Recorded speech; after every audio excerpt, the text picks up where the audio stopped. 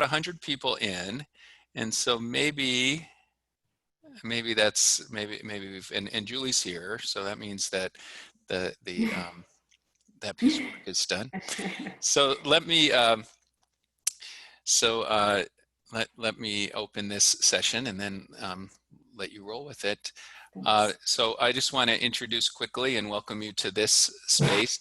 Hopefully everybody who wanted to be here is here.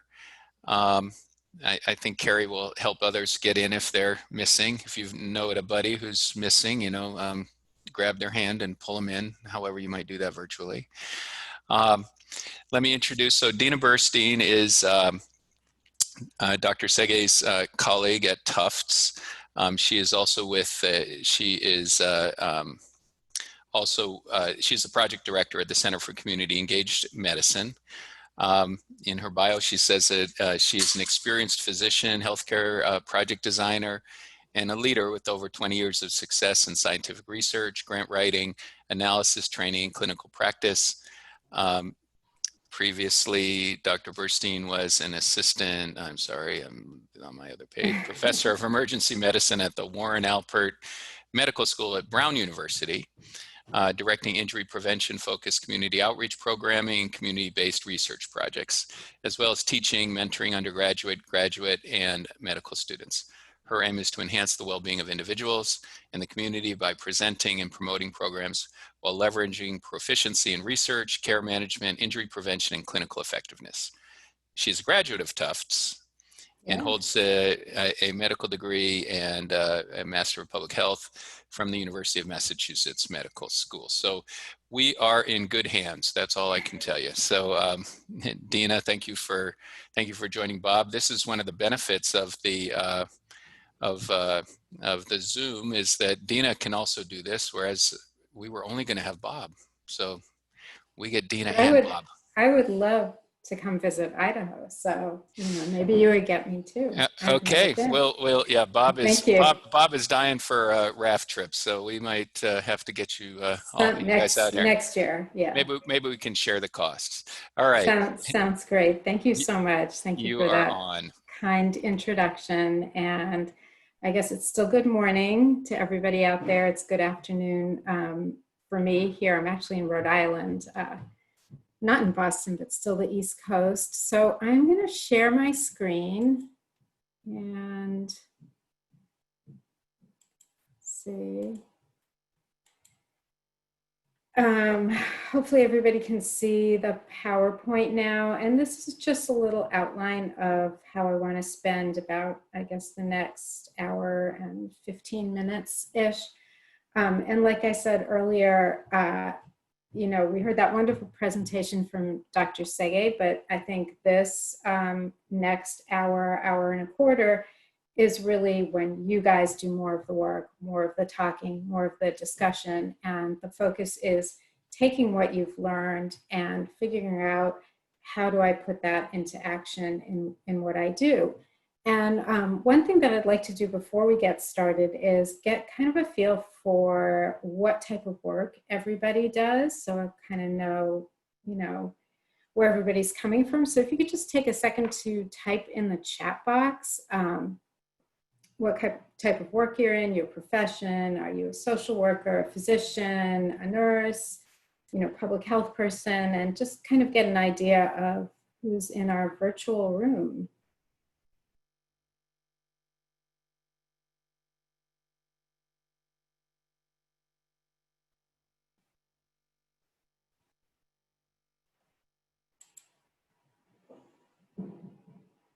Wow, they're all going by so fast. So it looks like we have students, social workers, juvenile justice, DCF, parent educators, child protection.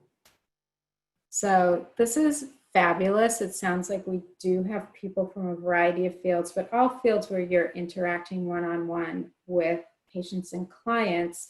And that's really what we're going to be focusing on in this afternoon session. So thank you. Thanks for sharing all of that. So what we're going to do is quickly review the 4 building blocks that Dr. Segei described to you a little bit earlier today, and the type 1 and type 2 thinking, really honing in on that, on how we're going to infuse a hope-informed approach into those interactions with patients and clients. I'm going to show you a couple of video examples of an interaction without a hope-informed approach and one with, and then I'm going to give you the opportunity to work in some small groups for about 10 or 15 minutes, discussing the different types of approaches and discussing how you might make some changes in what you do to have your approach be a bit more hope-informed. We'll get back together, and hopefully we have some bold people who like to talk and share, or you can share in the chat box and we'll share some of that discussion. And then we're going to talk a little bit more specifically about hope and COVID-19 and how the hope framework can help with creating positive experiences during this difficult time. We'll again break into small groups for about 10 minutes where you'll share stories of inspiration, things that you've either experienced yourself or heard during COVID-19. We'll come back, we'll share those stories and also try to identify maybe which building blocks are exemplified with these different inspirational stories, and then we'll conclude with where do we go from here. So to get started, so the building blocks of hope, I'll go through this quickly because Dr. Sege already kind of explained a bit about this, but dive a little bit more deeply into it. So these are the 4 building blocks that Dr. Sege and Dr. Harper Brown developed. And what they did is they categorized these different types of positive experiences into these 4 broad categories. And these are the types of positive experiences that are really crucial to healthy child development and to ensuring healthy outcomes as adults. So building block 1, as Dr. Sege mentioned, is relationships. And I'm sure everybody knows how crucial relationships are. And now I think we know a little bit more about why and the scientific basis of why the relationships and other types of positive experience are so important. And like he said, starting with that very first crucial relationship between a baby and the mother, and really extending throughout life. As a child grows, it's very important that they have supportive, nurturing relationships with parent, with other adults, and then as they get older, with their peers. And really these types of relationships are crucial throughout life, even to us as adults. Building block 2 is environment. Again, it is very important that children have a safe, stable, equitable environment to live in, to play, to learn. They need to have a safe home, a place where they feel nurtured and safe. They need to have adequate access to nutritious food. They need to have access to a safe and equitable learning environment. All of these things are very critical to giving the child this important positive experience and healthy development. Building block 3 is engagement. And again, this is something that is really critical from young childhood throughout life. People, children and adults, you need to feel connected to your community. It's really important to feel like you matter. And as Dr. Sege described, this could be something very, very small, like, a young child helping make dinner with their mother and feeling included and important and like they matter, to as they get older, helping their teacher with a project at school or volunteering in the community in some aspect. I think we've heard stories during COVID about teenagers organizing and doing grocery shopping for elderly neighbors because maybe they can't get out, it's not safe, feeling like they're contributing and like they matter. And finally, the 4th building block is children really need opportunities for social and emotional development. And, Dr. Sege described the playground scene with a bunch of little kids. Sometimes he refers to the game Foursquare, where 4 kids come out, they draw the 4 squares on the ground on the hard top and they have a ball, and then they spend the rest of the recess time arguing about the rules of the game, which may seem at first like, oh, they just wasted their whole recess. Why are they all fighting about these silly things? But really, that's really crucial to their social and emotional development. Kids need to learn how to constructively solve problems, interact with their peers in a constructive way. So these sorts of opportunities are very important in childhood.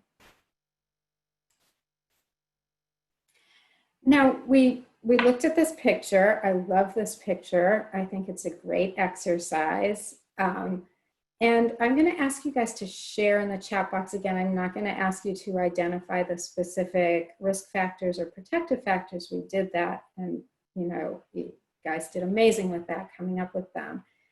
But I want you to put in 1 or 2 words. What is your first reaction when you looked at this picture? I know what mine was the first time I saw it, which was a while ago now. But I'm curious because, again, that takes us into that type 1 and type 2 thinking. So let's see. Overwhelming, chaos, panic, yes. Poverty, chaotic, hot mess. I love that. But some people are saying family, surviving. So some of the positives are coming out. But cluttered, yes. Yeah, and it is a very busy, chaotic picture. And I know, the way I was trained, which of course is quite a while ago now, we're very much trained in always screening for problems and referring, either, directly helping with a prescription or something else, or referring to somebody for help. But we were not trained to ask about strengths, to ask about protective factors, to ask about positives. So that doesn't come naturally. And that's the gist of the paradigm shift that we're looking for with the HOPE Project and the HOPE Framework. We're not saying that it's not important to identify problems and to get people help when they need help, but it can't be done alone. It has to be done in conjunction with actively seeking out those strengths and those protective factors. And again, this sets up a very different dynamic between the provider and the client or the patient, because it in many ways levels the playing field and changes the power dynamic from, I'm the boss, I'm here to fix you, you have all these problems, I'll ask all the questions and we'll find all the things that are wrong with you, and then hopefully we'll be able to help you. To tell me a little bit more about yourself. Well, what are some things that are working well for you? Let's find out more about you as a person, and it becomes a more equitable relationship. So just again, that's that type 1 and type 2 thinking.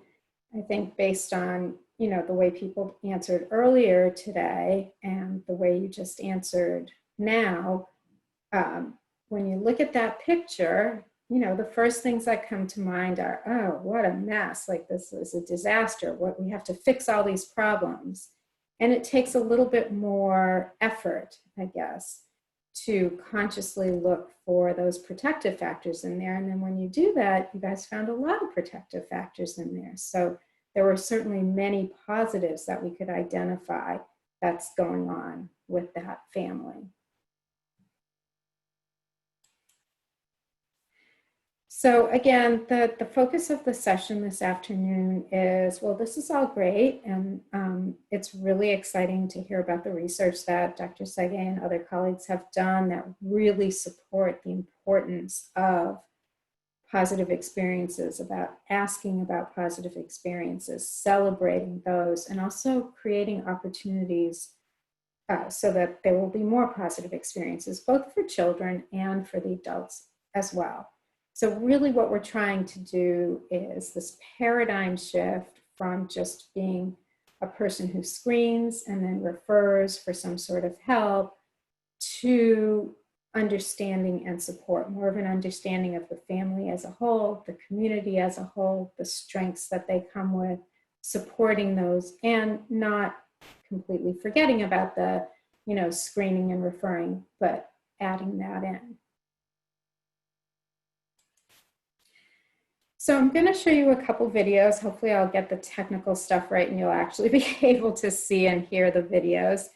And the first one is, hold on. Okay, the first one is an interaction between a physician and a teenager, not using a hope-informed approach, so more traditional approach. And then we'll watch that, and then after that, we'll watch an interaction between the same physician, and this is obviously not a real interaction, it's staged, but between the same physician, it's Dr. Sege, and the patient utilizing a hope-informed approach. And then we'll chat about that for a few minutes and then have you break out into small groups. So let me see if I can do share.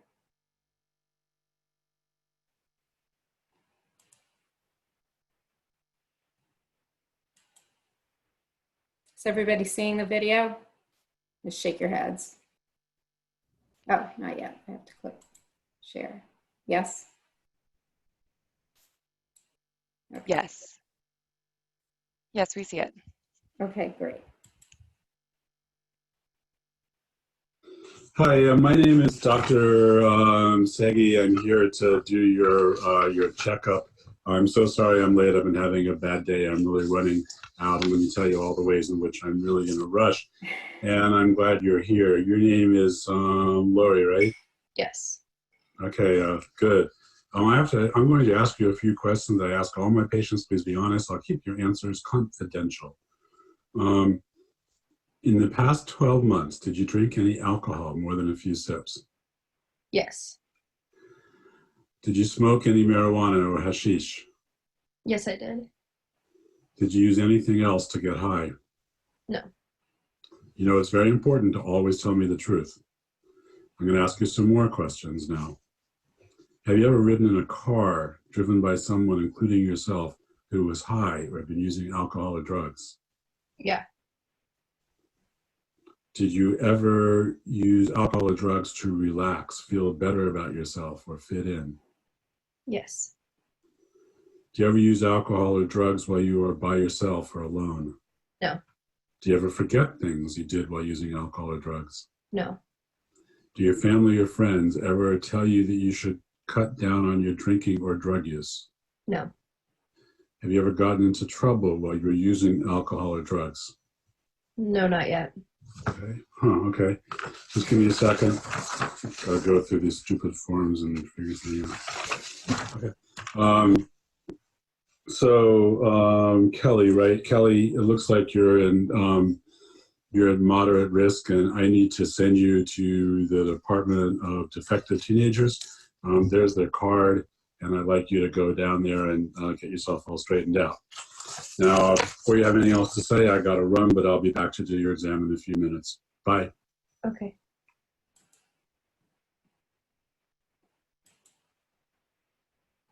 Okay, so that's maybe a slightly exaggerated, more traditional approach to an interaction between a physician and a teenager. I'm going to play the other video, and then I will chat about what you think. Hi, Lori. Hi. My name is Dr. Segi, and we're doing your physical today. Thank you for coming in. I'm really glad that you're taking care of your own health. And I saw that you came in on your own, which is great. Before I get started, I want to ask you a couple of questions. You go to school, right? Yeah, I go to Bozeman High School. Mm-hmm. And how's school going for you? It's been good. I get good grades. I'm a part of the choirs there. I'm active in music. I have a lot of friends. Great. Sounds like you really belong. You feel like you belong at school. Yeah. Great. Do you think you might go to college afterwards or get a job or what? Yeah, I'm planning on going to college afterwards, probably pursuing a degree in music. Really? So you must really like the choir. Yeah, I really love the choir. I sing around the city, and sometimes I'm featured as a soloist in songs. Nice. Yeah. That's terrific because you're only 16, you're already a soloist. That's great. Mm-hmm. I'm going to move to the business part, so I'm going to ask you a few questions that I ask all my patients. Please be honest. I'll keep your answers confidential. Okay. Do you drink any alcohol? Excuse me. During the past 12 months, did you drink any alcohol more than a few sips? Yes. Did you smoke any marijuana? Yes. Did you use anything else to get high? No. Have you ever ridden in a car driven by someone, including yourself, who was high or had been drinking? Yeah. Do you ever use alcohol or drugs to relax or fit in? Yes. You ever use alcohol or drugs when you're by yourself or alone? No. Do you ever forget things you did while using alcohol or drugs? No. Do your family or friends ever tell you that you should cut down on your alcohol or drug use? No. Ever gotten into any trouble when you were using alcohol or drugs? No, not yet. Okay, I appreciate that, and I hope you don't. Thank you for answering your questions honestly. You're obviously a strong person. You're engaged. I know you told me last time that you watch your brothers Yeah. after school. You're really part of everything. I'm a little concerned though, and the thing I'm most concerned about is you've ridden in a car driven by someone who was under the influence. Yeah. Because that can be a real problem. And it sounds like maybe you drink in order to fit in because you have a lot of friends and stuff. Do you think you can do anything to prevent yourself from getting in a car with someone who's under the influence? Yeah, I can plan out rides more efficiently next time if I'm in that situation. Mm-hmm. Good. Because I know you're strong. You're obviously doing well at school. You're pretty engaged. So you're able to do all of this. I just want to let you know that around the corner, there's Susie. She works in our office. She's a psychologist. And some of my patients find it helpful, particularly if they're struggling with something they feel like they ought to be able to get over, but habits die hard. So I'll give you her card, and if you think she might be helpful, please go see her. Okay. Okay. Okay. Thank you. Now I'm gonna let you be. I'll be back in a few minutes to do your physical. Okay.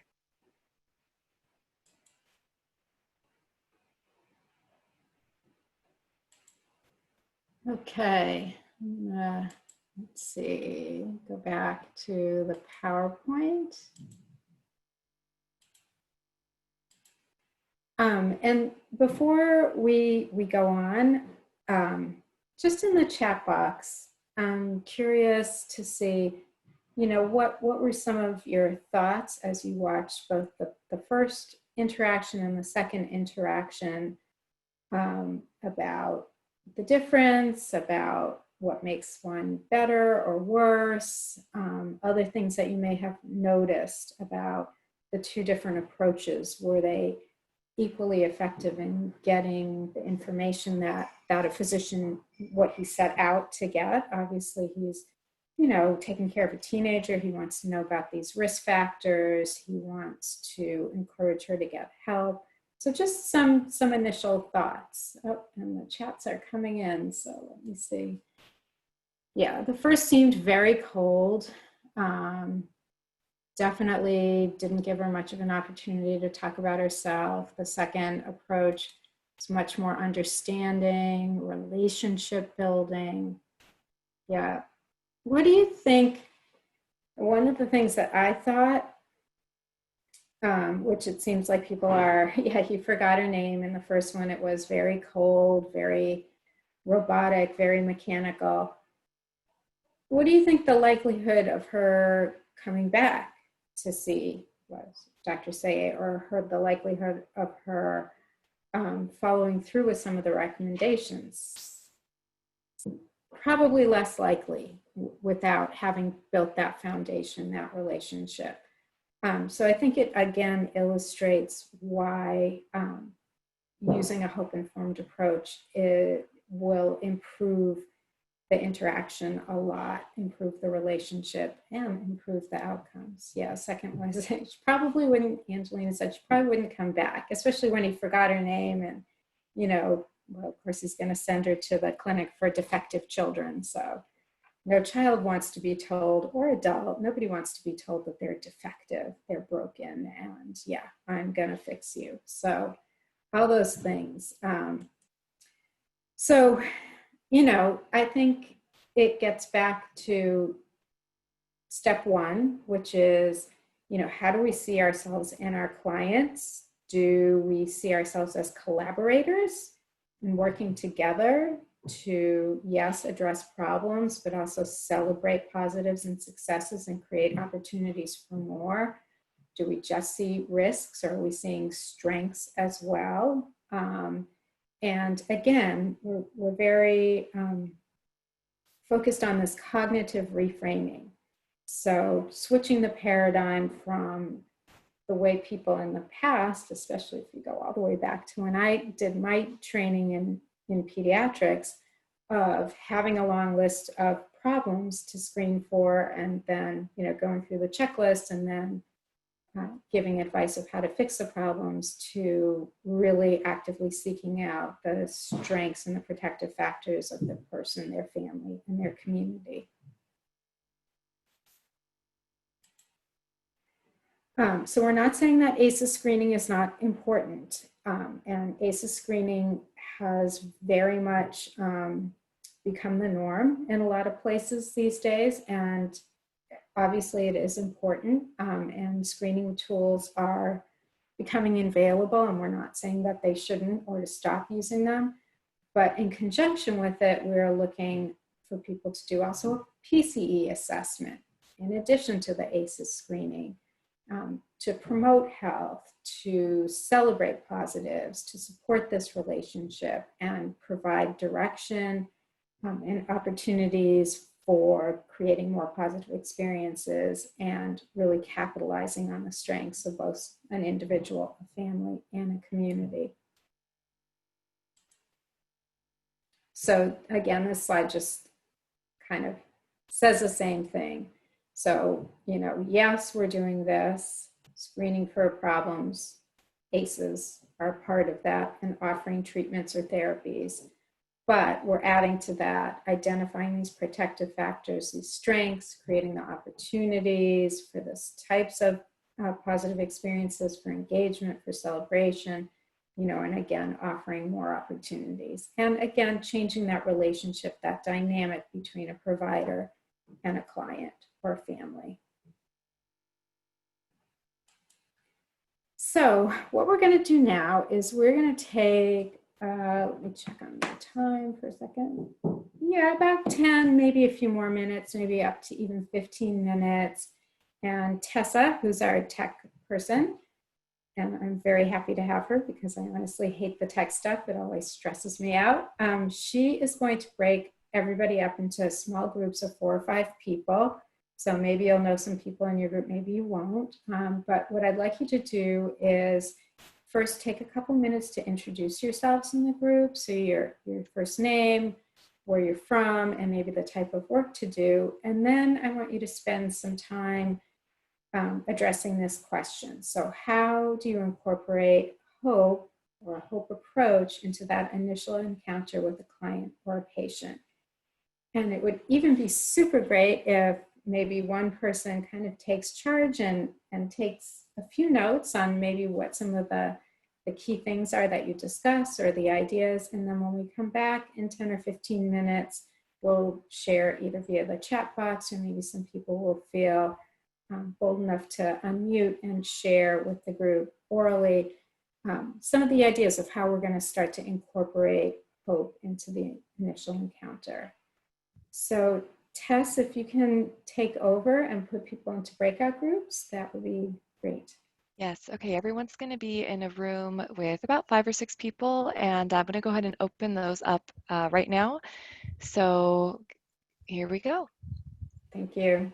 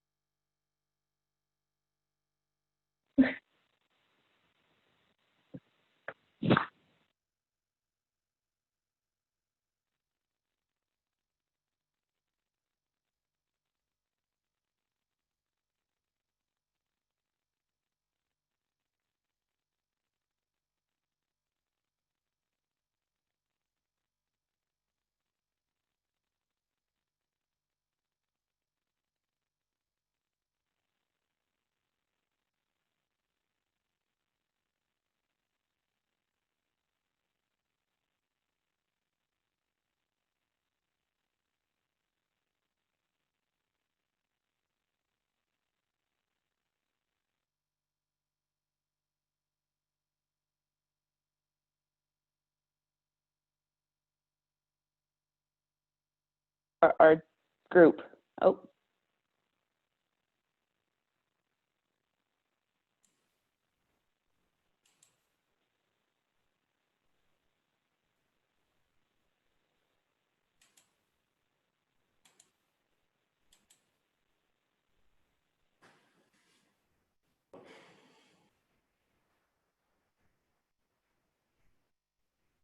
Okay, I think most everybody is back. Tessa, if you're there, are the breakout rooms all, everybody's back?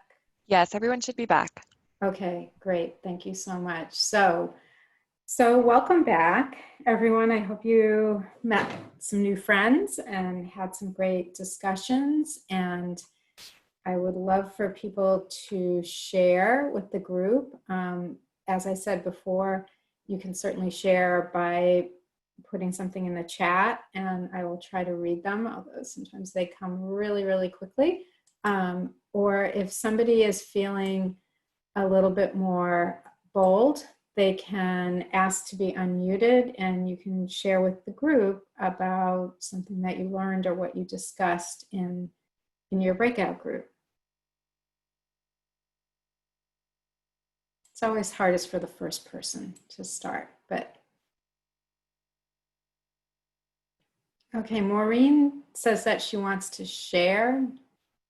So Tessa Maureen Durning, I don't know if you can unmute her, and then I'll read some of the ones afterwards. Yeah, everyone actually has the ability to unmute themselves if they want to speak. So Okay. you can go ahead and unmute yourself if you want to share with the group.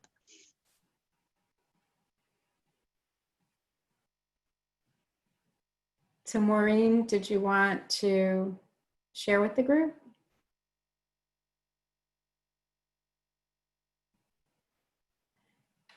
Well, why don't I read some of these for now? So Shabi Anor said it was nice to meet people from different careers and backgrounds. Seems like we were all doing the Hope approach without knowing it.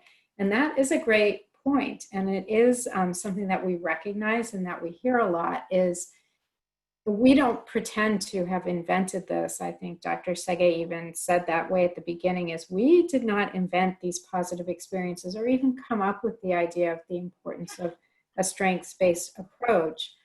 But what we want to do is, one, build up the science behind it, supporting it, so that it gives it the credibility and the motivation for people to adopt it, and also to give it a common language and to provide people with tools so they know, well, how do I do this? I realize it's important, but how can I do it in my work? So I do see Maureen is unmuted. Do you want to share, Maureen?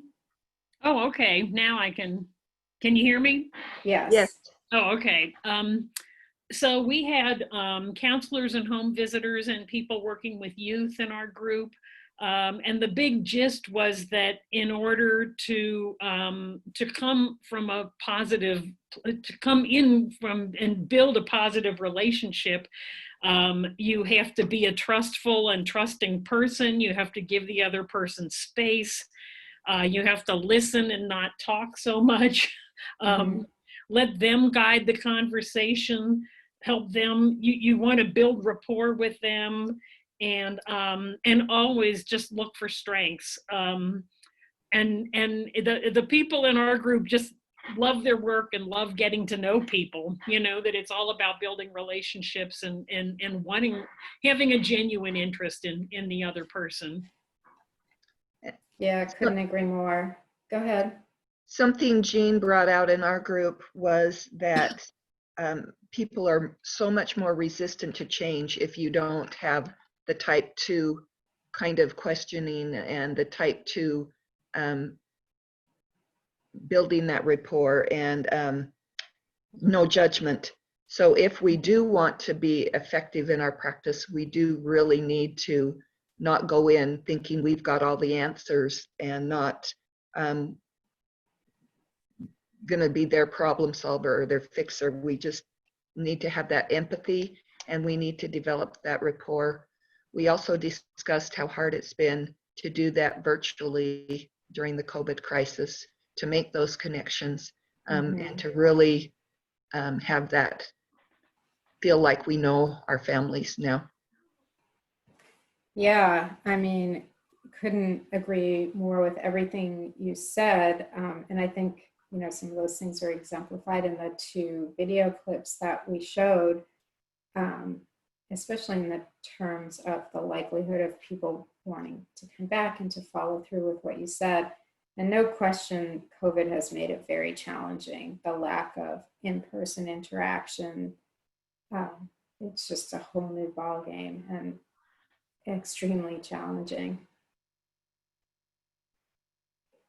And if anyone else wants to share some of the things that you talked about in the group, I'm going to look, there's a whole lot of new messages.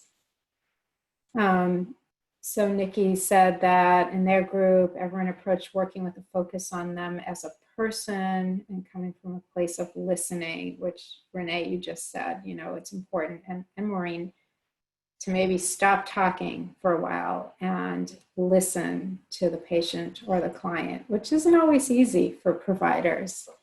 It really isn't. Some people are saying they're having problem unmuting, but I guess Tessa, you fixed that? Yes. Okay, great. Tammy said our group consisted of folks working with children and families from birth to age 21, infant toddler programs, Head Start, and juvenile corrections, so nice mix. We meet clients where they're at, focus on goals and how to support them in meeting their goals.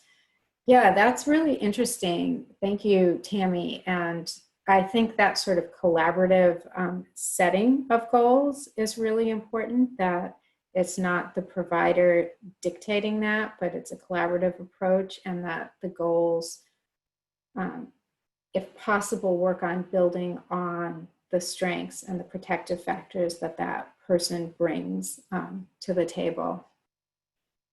Yeah. Kimberly, we talked a lot about leaving your values at the door so you're not judging families. Yeah. And that not something we're going to dive deeply into today, but things like implicit biases, which obviously most of us, if not all of us, have, and you do bring that to the interaction, and awareness of that and putting that aside and approaching everybody, you know, with an open mind and no judgment is very critical. Yeah, making the interaction personal and not clinical. Understanding their perspective. Yeah, that's so critical. So there are a lot of messages. I believe we are going to save the chats. I'm not sure if they'll be available, but you know, I'm sorry I don't have time to share all of them, but it sounds like you guys had some pretty productive discussion in your groups, which is great, and hopefully come away with some more ideas of how, even though it sounds like a lot of you are incorporating some of these principles, maybe how to do it even a little bit more in the future. So let's move on. So what I want to spend like the next 15 minutes, 20 minutes or so on is a hope-informed guide to coronavirus. So since this started and, you know, really got going in mid-March, and our little group has all been working remotely since then, and really had to readjust the way we work and the way we do these types of trainings. Another thing that we've been very focused on is how can we use the HOPE framework and the HOPE project to help people through this difficult time. And we've done a lot of COVID-focused trainings, written a lot of blogs. All of that is available on our website, as well as some printed material that you can download on HOPE and COVID. But why is this so important? Well, we talked a lot this morning, Dr. Sege talked a lot this morning about how childhood experiences really shape a person and influence their health outcomes as adults. And that balance between adverse experiences and positive childhood experiences in that graph that he showed you can see how important it is to minimize those adverse experiences and maximize the positive ones. So this is a challenging time for adults, but for kids as well. I mean, we think their kids' school routine has been completely turned upside down. Maybe parents lost their job, so there's a lot of family stress going on. They're not able to see their friends. Maybe they're not able to see their grandparents anymore. So can be very challenging, and kids will remember these days. So it's important to think of how can we help to prevent adverse childhood experiences during this time and actually create positive experiences. Can this be a magic family time? And in a minute, we're going to break up into small groups again and share stories, COVID-related stories, things that have inspired us, either personal stories or things that you've seen go on in the community that have been very inspirational. And I'll just share my own personal story very quickly. So, my kids are all grown. My youngest just graduated from college this past May, and my two daughters are both out of college working. One works in Boston, the other works in New York City. And when this happened, everybody came home to be together. And so as difficult as it was and as kind of scary and stressful and everything, we really did kind of create a magical family time that had been lost because everyone had, was grown and doing their own thing. And the fact that bars and restaurants were closed, my kids couldn't run off with their friends like they usually do when they come home. So we developed a really nice routine of having dinner together every night. And I would say it really was a positive experience and a magical time. So that's my personal story of how we built something positive in a difficult, challenging time.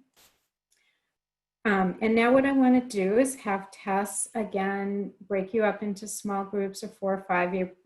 They're random, so you're going to be with different people, so you can just say hello quickly again, and then discuss stories that have inspired you, stories of hope. And when you do these, keep in mind those 4 building blocks that we talked about, because when we come back, we're going to be sharing some of these stories and trying to figure out, well, if that's an example of, the environment building block or relationships building block. And one of the reasons for doing this exercise is really kind of to get you thinking in a PCE kind of way, in a hope kind of way, and retraining our brains. Like Dr. Sege said, we're very trained to see negative, to screen for negative, to ask for problems, but we want you to be thinking of positives and recognize the building blocks when you see them, recognize stories of hope and inspiration.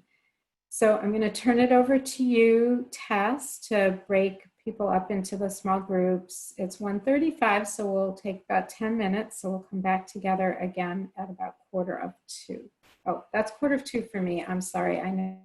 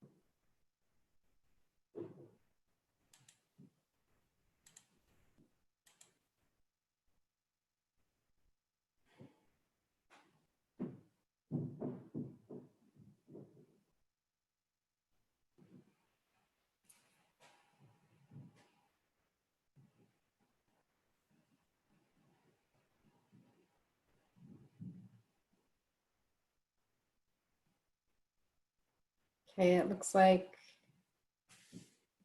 everybody's coming back. We'll give it another half a minute or so till we get everybody. So,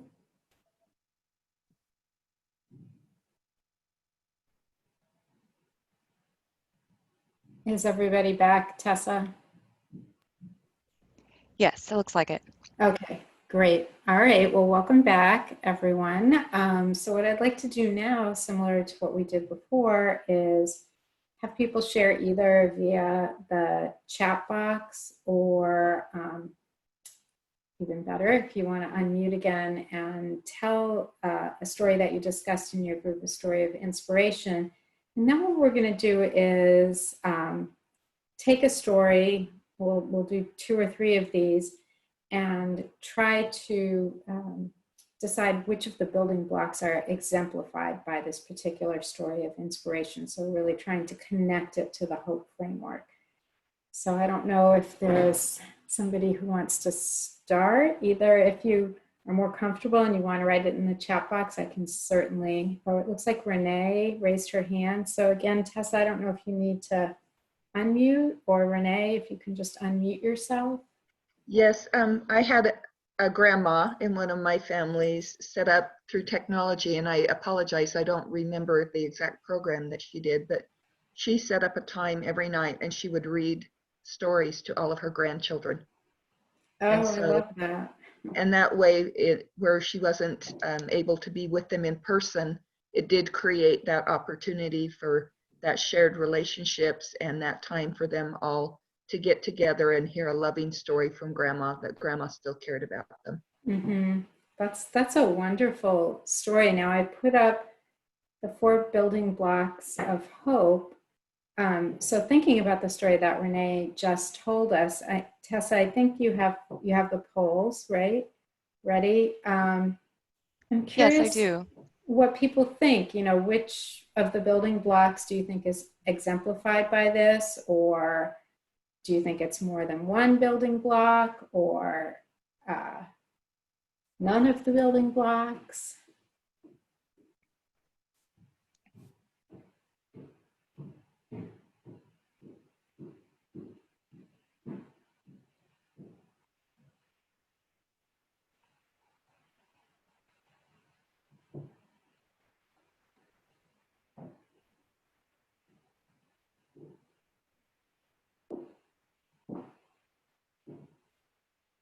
So just give it another, 15 seconds or so if people haven't answered yet and they want to answer. But we'll see.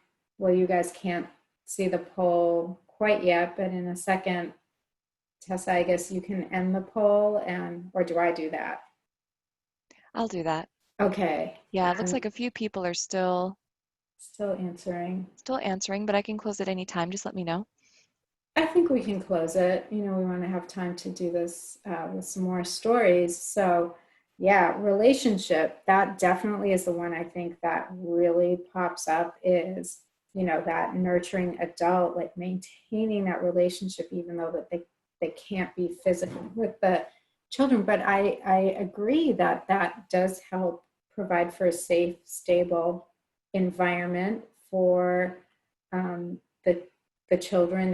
There are elements of engagement and social emotional development. And I think that's probably why a lot of people chose 2 or more. And I think that's pretty common, that, there's more than one of the building blocks exemplified with a story.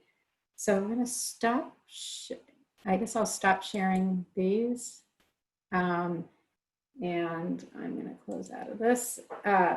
So is there somebody else who would like to share a story that they discussed in their group, either via unmuting and talking or in the chat box? It looks like we do have some things in the chat box. No, somebody has to talk. Chris, I just unmuted.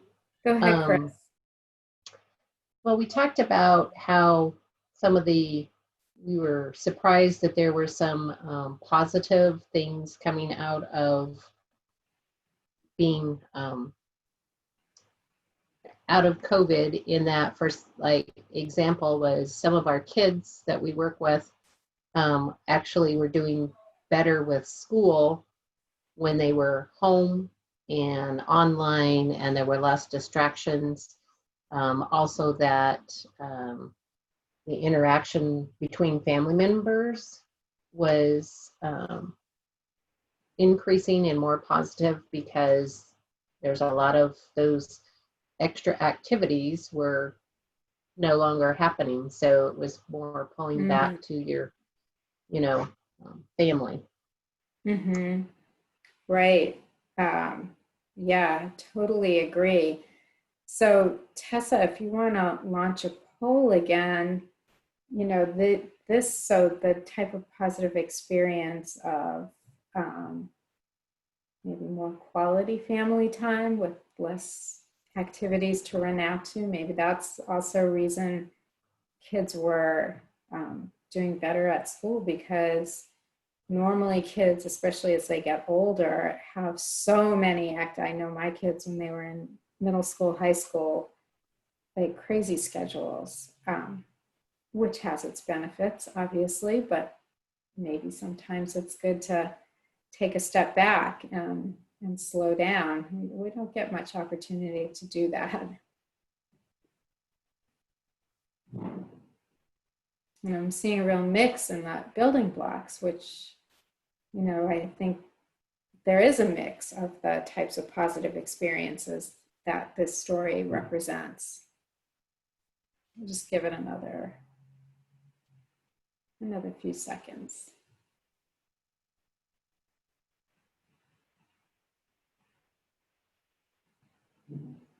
All right, we can end the poll. So very mixed. Again, you guys can see the answer, but most people chose 2 or more. A lot of people talked about it being a safe, stable, equitable environment. Yes, definitely. That close, nurturing adult, maybe they have opportunities to develop a stronger relationship with a parent or another adult in the home, because all of a sudden you're spending so much more time with that person, which can present difficulties, but it can also present opportunities for positive experiences. So I think we have time for one more. If somebody wants to come off mute and share one more story, we can do that, and then we're going to have to wrap up because our time is winding down. In our group, we had a school counselor, and she works in a rural community here in Idaho, and somebody who works with a library, and they both shared stories of using their resources really creatively to reach people who needed it. So for example, the counselor talked about their school district put hotspots on buses and drove the buses around so that their community could have internet. And the girl who works with the library talked about turning their bookmobiles into like mobile homework help with printers. And so our conversation was a lot about like the creativity that's grown out of this need, and how that's built relationships and trust, and the people that they serve look at them as a resource and someone who's going to like lead them and care for them and reach them even in difficult situations. It's amazing how people how creative and how they really rally when the need is there. So let's do the poll one more time, and then we will move on from this, but that's a fabulous story.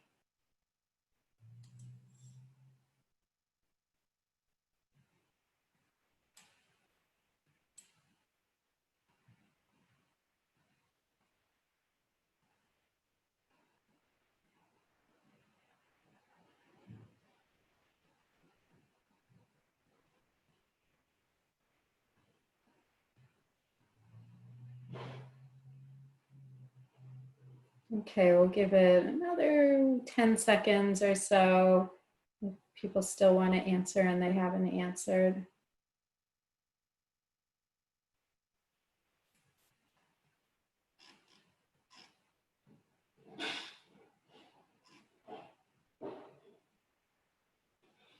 Okay, I think we can go ahead and end the poll.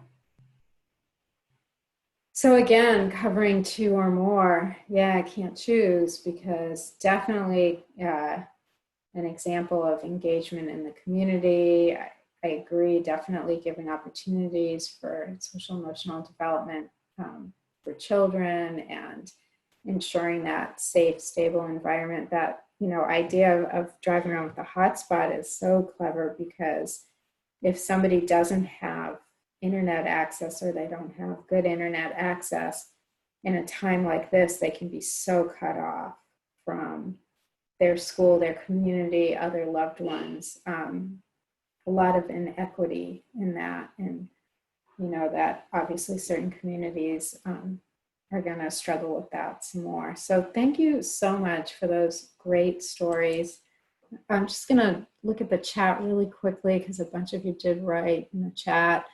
You talked about how you learn more about families and neighbors. Yeah, that's definitely happened here with me.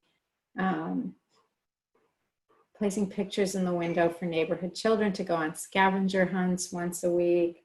Yeah, all fabulous stories about people coming together to actually turn a pandemic, an economic crisis, into something that children will remember positively, or at least remember these key positive experiences.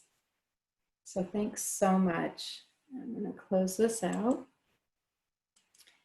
And I had some stories queued up just in case we had a very quiet group and you didn't want to share, but you had fantastic stories. So I can skip right through them, and we will just wind up right now. So again, this is just a little reminder. This is just the beginning, I hope, of your relationship with hope, and incorporating a hope-informed approach to your work and even into your personal life. That's our website. We are constantly working on our website, but there are a lot of resources available, different types of informative PDFs that you can download. We have a very active blog. We have a new page, Stories of Hope, where people send us stories, and I'm going to talk about that more in a second, how you can contribute if you want to.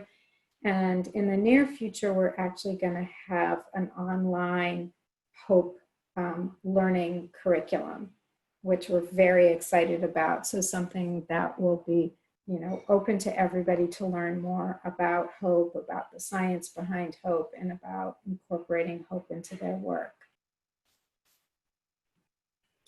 So I just want to conclude with, you know, a few messages of how you can start, again, changing this paradigm, shifting the mindset, and incorporating the emphasis on positive experiences into your work and your life. And one is really, and I think the exercise we just did is an example of that, to try to be mindful of the positive, notice the positive, celebrate it, be aware of the positives, even during difficult, negative times. See and hear beauty. So one of the things that Dr. Sege likes to do is he's a wonderful photographer. And since COVID started, every morning it used to be the flower of the day, but now it's just the picture of the day. He goes out and takes these beautiful pictures of nature. Some of the pictures that he uses in his presentation are his own pictures, but really gives you a chance to step back and notice the beauty in the world, even if you're struggling with all kinds of challenges right now. Keeping a journal, you know, this is a tool that I think a lot of providers, professionals use with their clients. Keep a journal, jot down those positive experiences, reinforce them. It will help you be more astute at noticing them. You know, meditating, self-care, we talked about that at the beginning of this workshop. All those things are very important.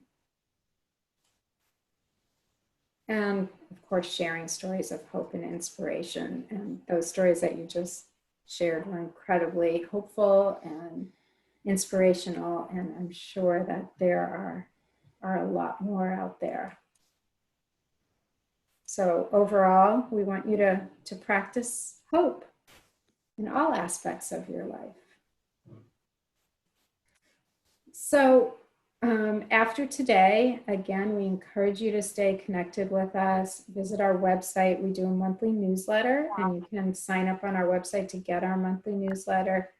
We post blogs pretty much every week on all kinds of different topics. You can get on a blog alert list. So when we post a new blog, you'll get a little alert and a link to the blog. We also have, I don't know how many of you, I imagine a lot of you are familiar with ACEs Connection, and we participate in that. We post blogs on there, and we also have our own community on ACEs Connection. And overall, we want you to stay hopeful.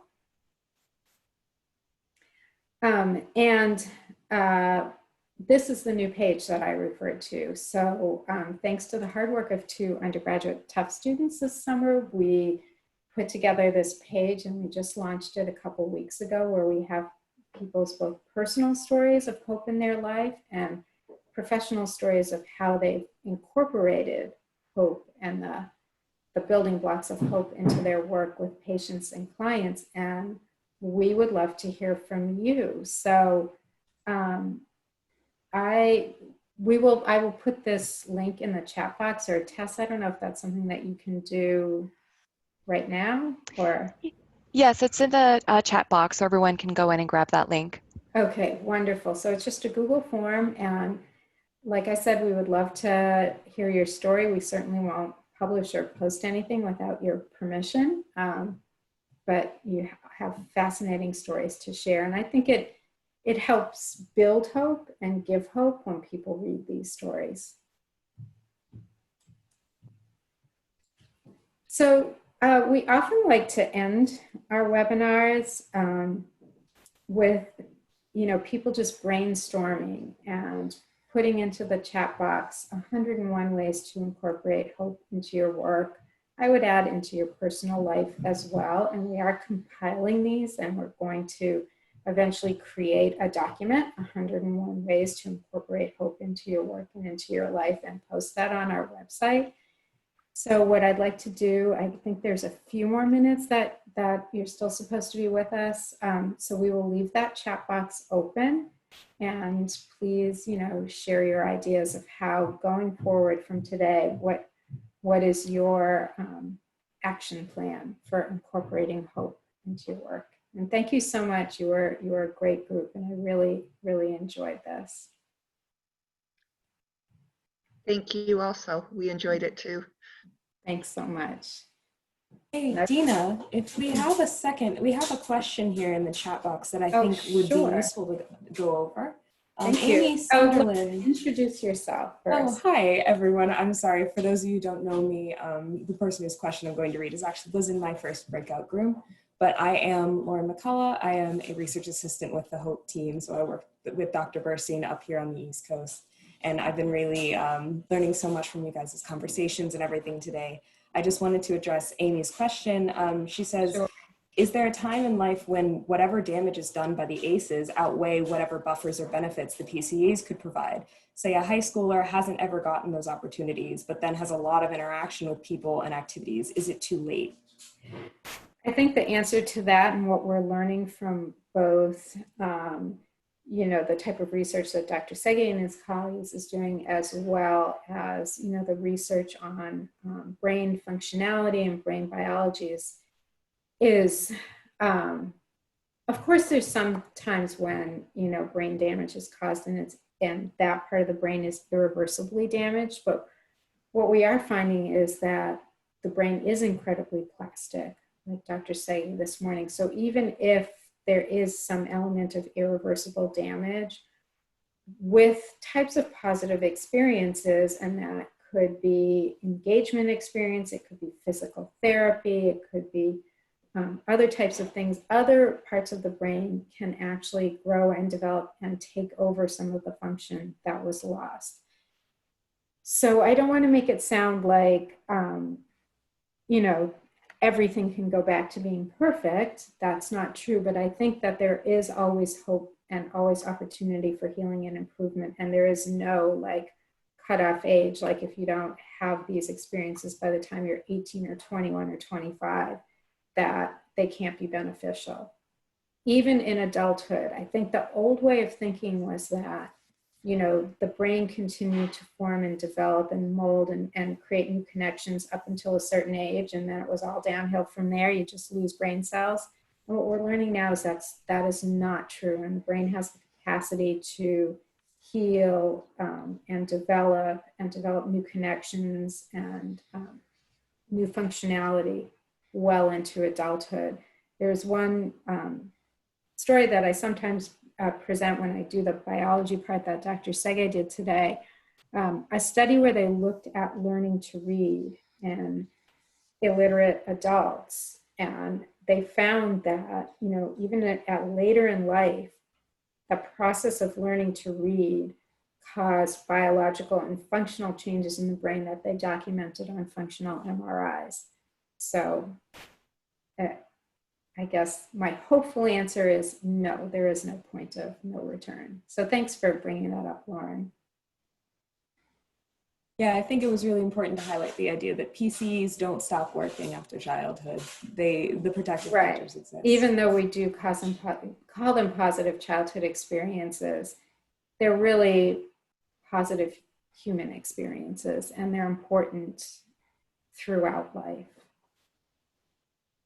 All right, well, thank you again. And please, like, you know, keep writing into the chat. Maybe daily gratitude journal, I see daily walks. Yeah, if you want to keep putting in over the next few minutes those ways that you're going to incorporate hope, we'd just love to see them. So again, thank you. Can I just pop in here? I'm with Idaho Children's Trust Fund, and I'm just wanting to remind everybody that this is the end of day one, and then we'll reconvene for tomorrow for day two. It'll be 7:30 Pacific time, 8:30 Mountain time.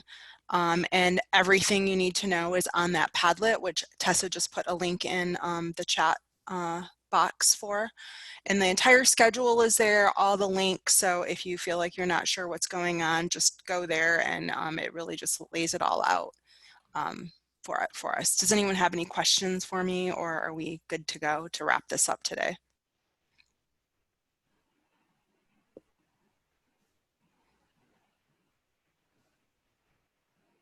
Okay. You're probably good to go. Thank you. And thanks, Tessa, for being my tech person. Right. Really appreciate it. Of course, you're very welcome. Thanks, everyone. We'll see you All right. tomorrow. Bye. Have a wonderful day. Bye.